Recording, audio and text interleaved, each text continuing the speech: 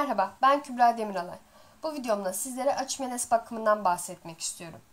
Bol aydınlık ortamları seviyorlar. Yakıcı olan güneşten korumanız gerekiyor. Çünkü bitkinin yapraklarına zarar verebiliyor yakıcı olan güneş. Sabah veya akşam üzeri güneşi almasında bir sorun yok. Benim çiçeğim akşam üzeri güneşi alıyor. Sulamasını yaparken aşırıya kaçmamanız gerekiyor. Toprak kurudukça sulamasını yapmanız bitki için yeterli olacaktır.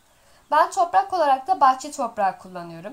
Bahçe toprağının içerisine yanmış hayvan gübresi karıştırdım çok az miktarda. Sizin illaki bahçe toprağı kullanmanız şart değil. Bitkiler için kullanılan hazır torflara da ekebilirsiniz. Açimenesler rizomlu bitkilerdir. Toprak içerisinde rizomları var. Ben rizomlarının fotoğrafını da ekleyeceğim videoya merak edenler için. Bu rizomları ayırıp farklı yerlere ekerek bitkinizi çoğaltabilirsiniz.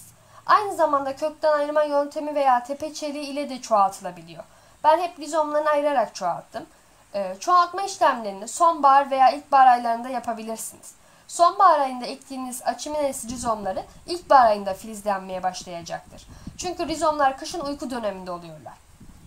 İlkbaharda ekilen rizomlar hemen filiz vermeye başlıyor.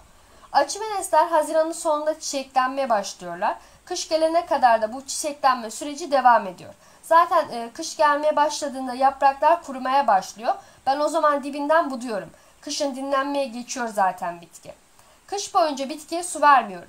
Rizomların soğuktan zarar görmesini istemediğim için de saksıyı soğuktan koruyorum.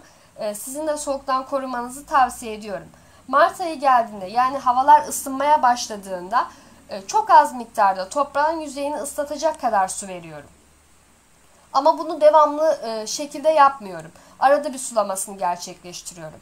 Mayıs ayı gibi filizlenmeye başlıyor bu rizomlar. Tabi bu sizin bulunduğunuz iklime göre de değişkenlik gösterebilir.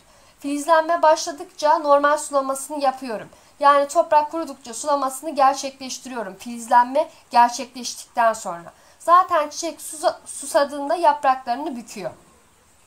Ayrıca şunu da belirtmek isterim. Eğer bu rizomları toprağın dışında bekletirseniz rizomların yumuşama riski var.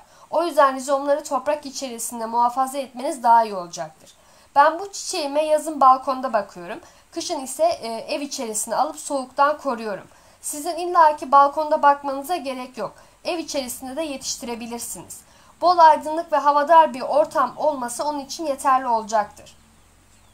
Açimeneslerin böyle tek katlı olanların haricinde çok katlı olan türleri de var. Bu arada Açimenes'in yaprakları suya dayanıklı değildir. Sulama yaparken kesinlikle yapraklarına su değdirmemelisiniz. Çünkü bu şekilde zarar görebiliyor yapraklar. Ben yağmur yağarken dışarıda unuttuğum için yaprakları böyle oldular. O yüzden yapraklarına su değmemesinde fayda var. Bu arada topraktan bahsederken değinmeyi unuttuğum bir konu var. Toprağınızın yumuşak ve geçirgen olması gerekiyor. Bunu da özellikle belirtmek istiyorum. Ben size aldığım Açimenes fidelerini göstermek istiyorum. Bunların ikisi de çok katlı olan türden. Bunları internetten sipariş etmiştim ben. Bana geldiklerinde bir karış boyundaydılar. Rizom yoluyla çoğaltılmıştı. Kök salınımı tam anlamıyla gerçekleşmemişti bana geldiklerinde. Toprağa tamamen kök attıktan sonra ben saksı değişimini gerçekleştirdim. Yani geldiklerinde hemen saksı değişimini gerçekleştirmedim. Hem ortama alışmaları gerekiyordu. Ortam değişikliği yüzünden bu zararlı olacaktı. Hem de yeni bitki filizlenmeye başladığı için toprağa tam anlamıyla kök salınımının gerçekleşmesini istediğim için hemen saksı değişimini gerçekleştirmedim. Bunu da özellikle belirtmek istiyorum. Benim Açimenes bakımı hakkında anlatacaklarım bu kadar. Umarım bu sizin için yararlı bir video olmuştur.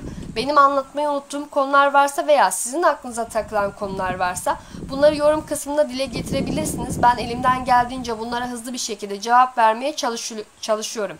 Dileyenler Kübra Demiralay 7 Instagram hesabından da benimle iletişime geçebilirler. Önümüzdeki videolarda görüşmek üzere, hoşça kalın.